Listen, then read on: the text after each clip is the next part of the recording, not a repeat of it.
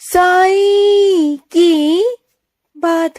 बच्चे, तुमने जाने अनजाने में ही सही मेरे बच्चे, लेकिन तुमने किसी अपने का ही दिल दुखाया है मेरे बच्चे। उसे बहुत बुरा लगा है। तुम्हारी मंशा नहीं थी वो, तुम्हारी वो चीजें नहीं थी, तुमने जानबूझकर कुछ नहीं किया, लेकिन जाने अनजाने ना तुम उसे दुख दे गए मेरे बच्चे।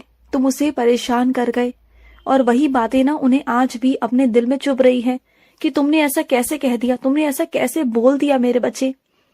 क्योंकि तुम्हें ना अपनी चीजों पर ध्यान नहीं रहता, तुम्हें समझ में नहीं आता कि कौन सा गुस्सा कहाँ निकालना है, किसके सामने निकालना है, किससे कैसे बात करनी है, कहाँ शब्दों को प्रयोग करना है, तुम्हें नहीं पता।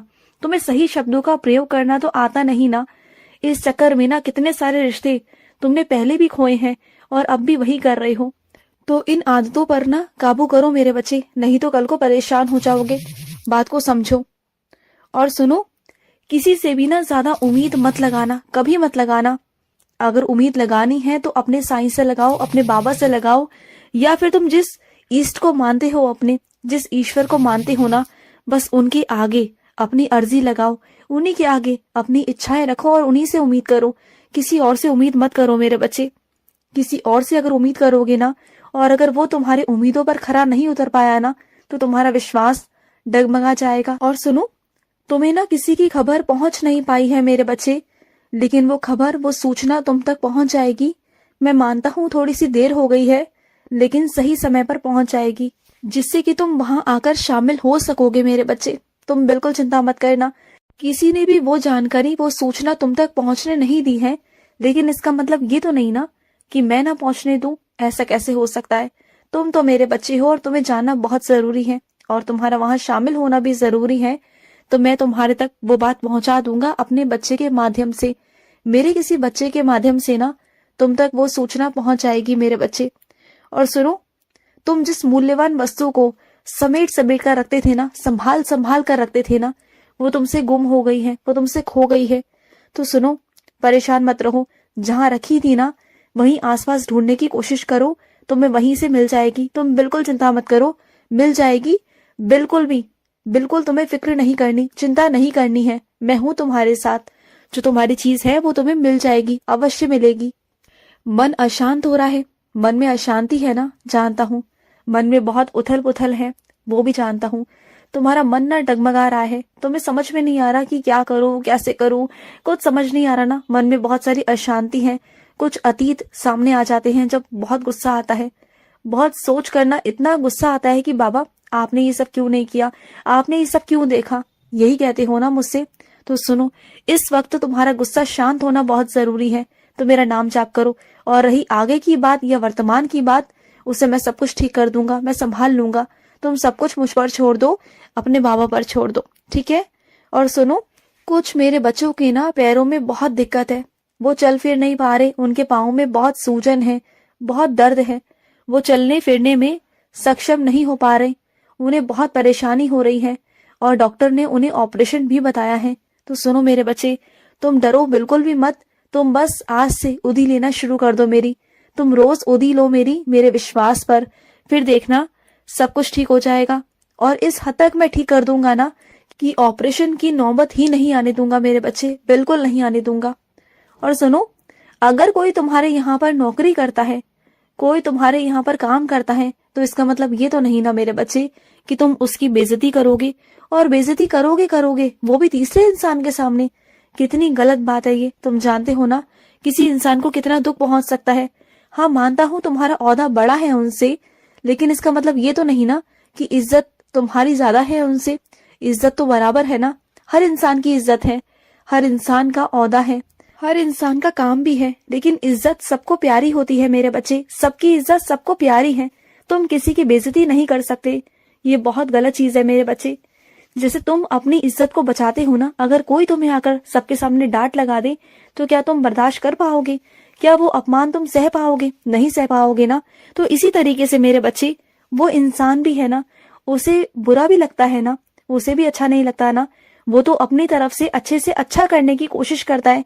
अगर कभी उसे भूल चूक हो गई या कोई गलती हो गई तो माफ कर दो ना उसे, क्या हुआ, है तो वो इंसान ही ना। क्या तुमसे कभी कोई भूल नहीं होती? क्या तुमसे कभी कोई गलती नहीं होती? क्या तुम बिल्कुल सही हो? बहुत योग्य हो? मैं तुमसे जानना चाहता हूँ, तुमसे पूछना चाहता हूँ, क्या हर काम में तुम योग्य हो? नहीं ना, तो फिर क्या हर काम को तुम बहुत सही तरीके से कर पाते हो? क्या जिंदगी में तुम कभी कुछ भूले नहीं क्या करना? बोलो। सिर्फ इस चीज का घमंड है ना कि तुम मालिक हो और वो नौकर है। ये बहुत गलत बात है मेरे बच्चे। मुझे तुमसे यूं उम्मीद बिल्कुल भी नहीं थी। अगली बार जाओ ना तो उससे माफी जरूर मांग लेना, और ये सोचकर मत मांगना कि किसी छोटे इंसान से तुम माफी मांग रहे हो। ये सोचकर मांगना कि वो इंसान है और तुम भी इंसान हो, और मेरी बनाई दुनिया में सारे इंसान मेरे लिए बराबर हैं। समझ गए ना? तो आइंदा से किसी की बेइज्जती करने से पहले, अपमान करने से पहले ना 10 बार सोच लेना। और मैं अपने कुछ बच्चों को ना बहुत सारी शाबाशी देना चाहता हूँ। मुझे बहुत खुशी है मेरे बच्चे।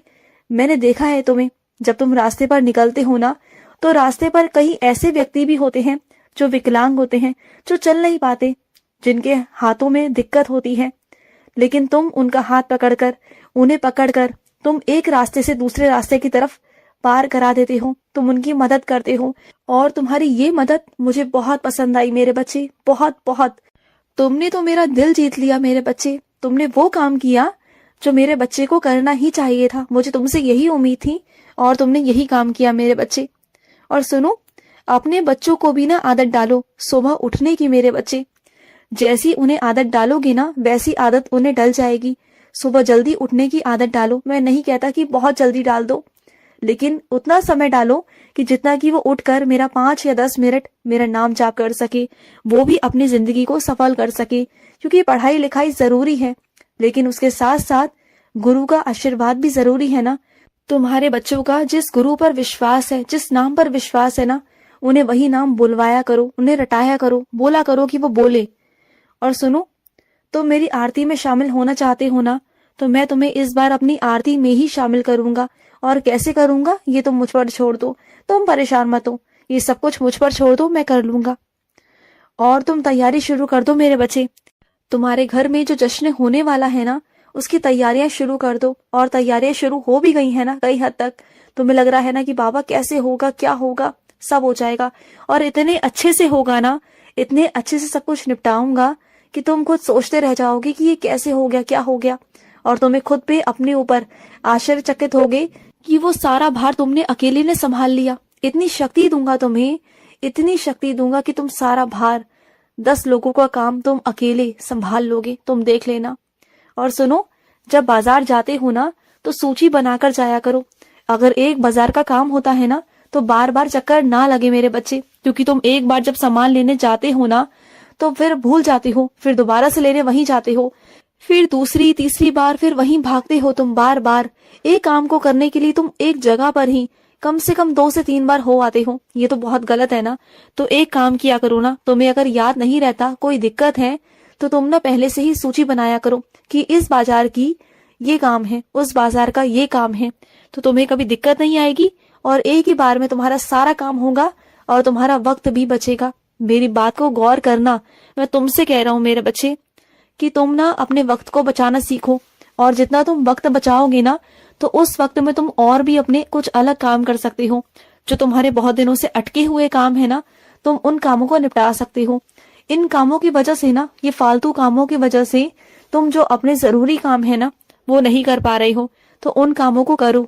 और सुनो, किसी भी कागज पर ना बिना सोचे समझे, बिना पढ़े उस पर अपने हस्ताक्षर बिल्कुल भी मत करना।